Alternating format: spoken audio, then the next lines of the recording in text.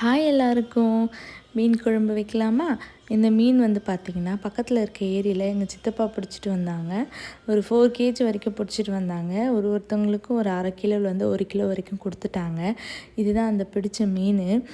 ஜிலேபி மீன் பிடிச்சிட்டு வந்தாங்க. யூஸ்வலாக பார்த்திங்கன்னா, இங்கே வந்து ஜிலேபி, அதுக்கப்புறம் வந்து அந்த விரால் மீன்லாம் ரொம்ப ரேராக தான் கிடைக்கும். எப்போவாச்சும் தான் கிடைக்கும். ஆனால் கிடைச்சாலும் பார்த்திங்கன்னா, ரொம்ப பெருசு பெருசாக இருக்கும். ஏன்னா இங்கே வந்து தண்ணி வத்தாமலே இருக்குது ஏரியில். அதனால வந்து நிறையா மீன் வளர்ந்துருச்சு. ஸோ கிடைச்சாலும் ஒரு 1 கேஜி 1.5 கேஜி அந்த மாதிரி கிடைக்கும் விரால் மீன்.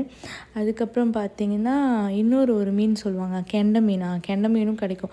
அது வந்து பார்த்திங்கன்னா அபரிவிதமான வளர்ச்சின்னு சொல்லுவாங்கள்ல, அந்த மாதிரி கிடச்சிதுன்னா 4 கிலோ 5 கிலோ 8 கிலோ அந்த மாதிரிலாம் கிடைக்கும். அந்த மாதிரி டைமில் வந்து நம்மளால் கட் பண்ண முடியாது. ஸோ நாங்கள் வந்து பக்கத்தில் இந்த மீன் கட் பண்ணுறவங்களாம் இருக்காங்களே, கடை வச்சுருக்காங்களா, அவங்கக்கிட்ட கொண்டு போயிட்டு அதுக்கான அந்த கரெக்டான எக்யூப்மெண்ட்லாம் வச்சு அவங்க கட் பண்ணுறதெல்லாம் அவங்களுக்கு கட் பண்ணிருவாங்க. இது வந்து ஒரு லாஸ்ட் 1 இயராகவே இப்படி தான் ஃபாலோ பண்ணிகிட்டு இருந்தோம். அதுக்கப்புறமா இப்போ வந்து சித்தப்பாவும் தம்பியும் மலைக்கு போயிட்டு வரும்போது அங்கே ஏதோ பழனியோ திண்டுக்கலோ எங்கேயோ ஒரு ஏரியாவில் மீன் வெட்டுறதுக்குன்னு தனியாக கத்தி, இந்த செதுக்கிறது அதெல்லாம் வாங்கிட்டு வந்தாங்க. நம்ம மரம் வெட்டுற கத்தியிலே ஒரு 7 கிலோ 8 கிலோ மீன் கூட அப்பாவும் சித்தப்பாவும் வெட்டிடுவாங்க. இது வந்து பார்த்திங்கன்னா ஜிலேபி மீன் வந்து இப்போ நம்மளுக்கு கிடச்சது வந்து எல்லாம் ஒரு 1/2 கிலோ அந்த மாதிரி சைஸில் கிடச்சிதுன்றதால டேடியும் சித்தப்பாவுமே கட் பண்ண ஆரம்பிச்சிட்டாங்க. இது வந்து செதில் வெட்டுறதுக்கான அந்த கத்தி, அந்த செதில் எடுக்கிறத வச்சு டேடி வந்து செதில் கட் பண்ணி போட்டோடனே சித்தப்பா வந்து அதை வந்து ஒரு 2லேருந்து 3 பீஸ் அந்த மாதிரி அவர் வந்து போட்டுட்ருக்காரு. இதை வந்து போட்டு என்கிட்ட கொடுத்துட்டாங்க. இருந்தாலும் வந்து அம்மா வந்து நான் வந்து எனக்கு கொடுக்கறதுக்கு முன்னாடி ஒரு வாட்டி க்ளீன் பண்ணிவிட்டு அதுக்கப்புறமா தான் என்கிட்ட கொடுப்பாங்க. அதுக்கப்புறமா நான் மீன் குழம்பு வச்சு நாங்கள் சாப்பிடுவோம். இப்படி தான் போயிட்டுருந்தது. இப்போ வந்து கெண்டை மீன் அந்த மாதிரிலாம் ஒரு 5லேருந்து 6 கேஜி கிடைக்கும்போது என்ன பண்ணுவாங்கன்னா, அது வந்து பார்த்திங்கன்னா மீன் மாதிரி இருக்காது, கறி மாதிரி நம்மளுக்கு கிடைக்கும்.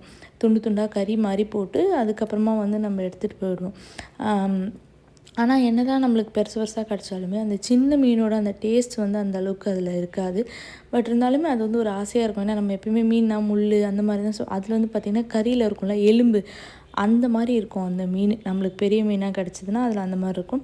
இது வந்து சித்தப்பா வந்து பார்த்திங்கன்னா டேடி செதில் கட் பண்ணி போட்டோன்னே அவர் வந்து இந்த காதில் இருக்க சைடில் இருக்கிற செதிலை கட் பண்ணிவிட்டு அது வந்து அருவாமனையில் கட் பண்ணுவார்.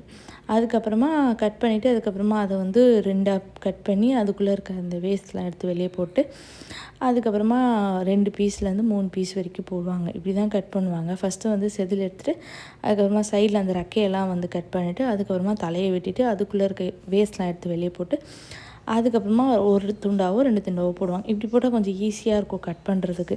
நிறைய பேருக்கு வந்து இந்த மாதிரி லைவாக உயிரோடு இருக்க மீன் வந்து கட் பண்ண தெரியாது.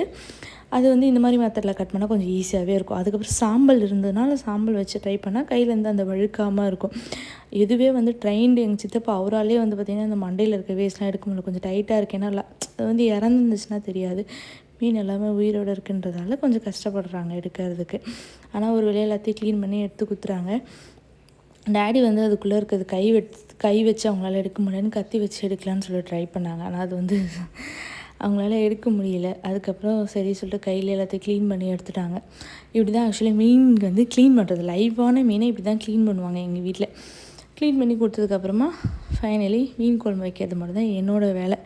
மீன் குழம்பு வச்சு சாப்பிட்டோம். அதுக்கப்புறமா இந்த மீன் வெட்டிங் ப்ராசஸ்லாம் முடிஞ்சதுக்கப்புறமா அவர் எடுத்து எல்லாத்தையும் க்ளீன் பண்ணி அந்த என்னென்ன எடுத்துகிட்டு வந்தாங்களோ எல்லாம் க்ளீன் பண்ணி முடிச்சிட்டாங்க.